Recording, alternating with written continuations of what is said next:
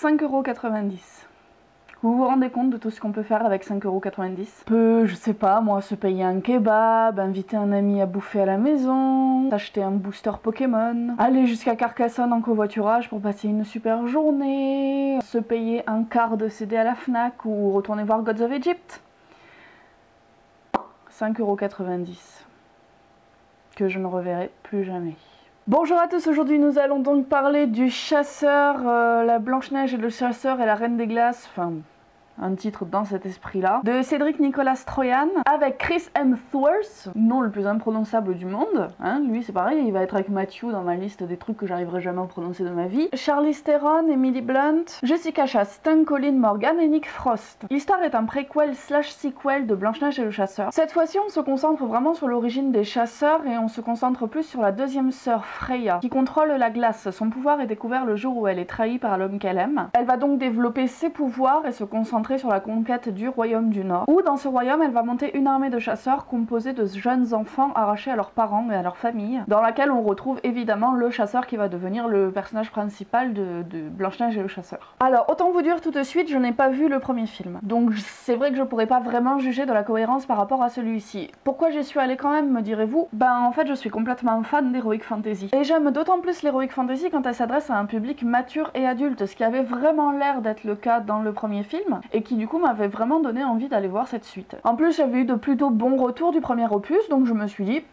pourquoi pas. Sachez en tout cas que si vous êtes dans le même cas que moi, vous n'aurez absolument aucun mal à suivre, puisque l'histoire est assez classique, elle est très facile à suivre, mais aussi et surtout parce que dès le début du film, il y a notre ami, le narrateur omniscient extra-diégétique, qui est là pour nous raconter absolument tout ce qui se passe. Oh joie! Qu'est-ce que je racontais déjà dans Gods of Egypt sur la présence d'un narrateur omniscient qui annonce un mauvais film? Encore que dans ce film-là, ça peut se concevoir dans le sens où c'est un conte, donc ça fait une espèce de mise en abîme du conte, mais putain, ce narrateur, il est comme absolument tous les narrateurs extra-diégétiques qu'on nous fout dans les films ces dernières années, il ne sert à rien qu'à nous raconter ce qui est en train de se passer à l'écran.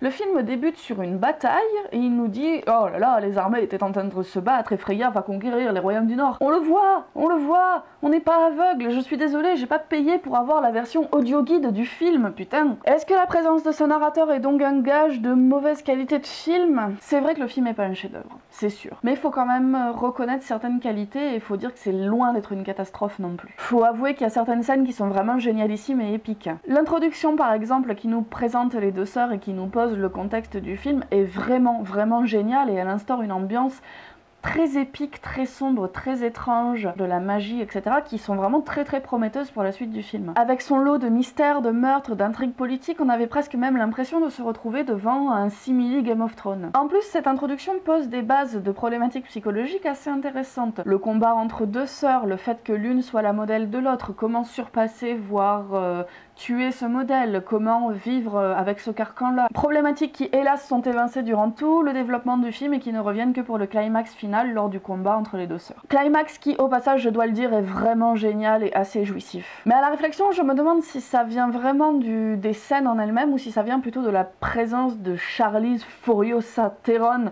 qui est là, qui transcende l'écran, qui est magnifique, qui est charismatique et qui clairement bouffe la présence de tous les autres acteurs par son simple charisme. Elle donne vraiment une ampleur, une majesté à son personnage et on sent qu'elle prend son rôle très au sérieux, qu'elle est très investie dans ce qu'elle fait. Ce qui n'est pas vraiment le cas des autres acteurs. Malgré un casting plutôt alléchant, mais bon Dieu, le jeu d'acteur, mais je sais pas si ça vient d'une mauvaise direction ou si c'est juste qu'ils s'en battaient les couilles, mais c'est une catastrophe. L'acteur principal a l'air de constamment s'ennuyer, il n'est pas investi une seule seconde dans son rôle. Il a un jeu totalement apathique.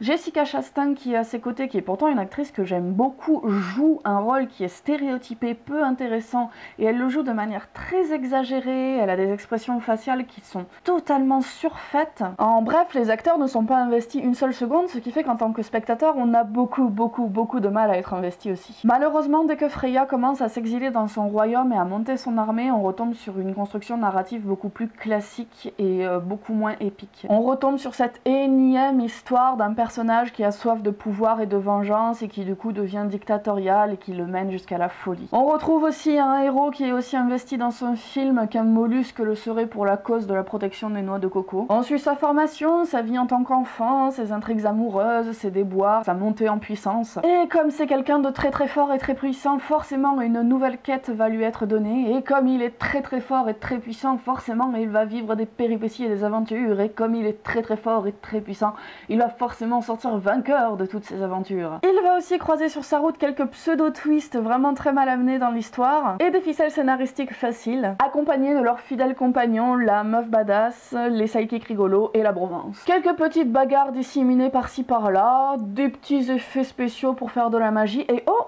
le film est déjà fini, tiens. Enfin, déjà façon de parler. Parce que ce film pêche par un manque de rythme, une lourdeur dans sa mise en scène et dans sa narration qui nous font constamment sortir du film. C'est un film qui est vraiment très ennuyeux et très froid. En fait, il n'a même pas le mérite d'être contemplatif, ce qu'il aurait pu être, car visuellement, il faut le reconnaître, il est vraiment magnifique. Les plans sont parfaits, les lumières sont chatoyantes, elles sont divinement amenées, les cadres sont très beaux. J'avais même parfois l'impression, notamment dans le passage dans la forêt, d'être devant le jeu vidéo Fable, qui est quand même reconnu pour son ambiance ésotérique, mystique, absolument fabuleuse. Les costumes d'ailleurs sont aussi splendides de ce côté-là, ils font vraiment très BD en fait, j'ai pas d'autre définition, et ça tombe bien vu que c'est une adaptation de BD. Les chara-design, les costumes, les décors sont vraiment très inventifs, on sent qu'il y a vraiment eu un créateur derrière. Mais au lieu de nous laisser de nous imprégner de ces ambiances, on préfère une intrigue amoureuse dont on connaît déjà la résolution dès les premières secondes, ou encore nous montrer des balourdises de nains absolument débiles qui font des pitreries à l'écran. Mon pauvre Tolkien, si tu voyais ce qu'on a fait de ton héritage avec les nains. Et le pire avec ce film, le pire, c'est qu'il aurait vraiment pu être bien. Il a tout pour, une ambiance visuelle magnifique, des antagonistes absolument badass, des histoires de pouvoir et de complot politique, des grandes armées avec des batailles qui étaient prometteuses. Et quand on voit la qualité de certaines scènes, je pense surtout à l'introduction absolument magnifique et puis au climax final du combat des deux sœurs, on se dit qu'il y avait vraiment quelque chose d'intéressant et qu'ils auraient pu aller loin. Mais le film n'est jamais neuf, jamais innovant, comme s'il n'assumait pas le fait qu'il aurait pu être un grand film. Il se contente du minimum possible, en reprenant des codes classiques et déjà vus du cinéma d'action, du cinéma d'heroic fantasy, des codes du conte, des codes de la romance. Et surtout, il n'essaye jamais de surpasser ces codes ou de les questionner. Vous aurez des sensations durant tout ce film de déjà vu, avec notamment la bataille dans l'auberge, les scènes d'amour, les batailles dans la neige, le fait qu'un objet semble contrôler des esprits. Tellement original et innovant. Durant tout ce film, je me suis demandé si c'était vraiment un film pour adultes, pour ados ou pour enfants. Le scénario laisse plutôt penser à un public adolescent ou enfantin, mais par contre les personnages, eux, sont vraiment adultes. On essaye de leur faire avoir de grandes responsabilités, on essaye de les rendre sérieux, et puis la seconde d'après, ils vont nous faire des espèces de vieilles blagues de cul. Tout le long du film, ça oscille en fait entre un ton lourd, grave et sentencieux, un peu à la manière d'un Tolkien, et un ton beaucoup plus gras, beaucoup plus enfantin, léger, qui frise avec de l'humour un peu débile, et un scénario quand même très facile qui fait plutôt penser à un blockbuster pour ados très stéréotypé. C'est assez dommage parce que j'ai eu une assez grande sensation de gâchis quand je suis sortie de ce film. Une dernière petite réflexion avant de conclure, je suis allée voir ce film avec une amie qui m'a fait une réflexion très intéressante. Elle m'a dit, regarde ce film, regarde au niveau des personnages féminins, on a une grande diversité, on a des personnages féminins qui sont forts, qui sont faibles, qui sont moches, qui sont beaux, qui sont ténébreux, qui sont joyeux, qui sont drôles, qui sont bêtes.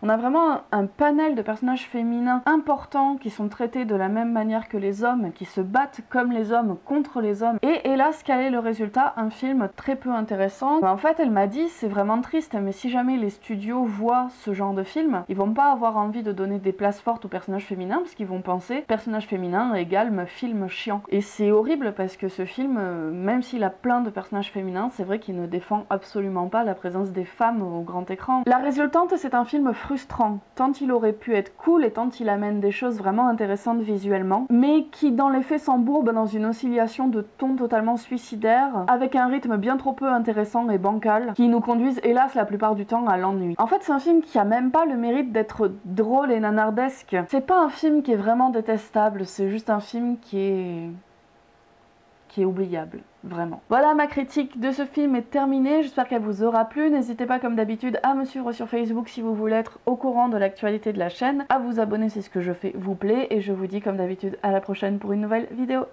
Salut!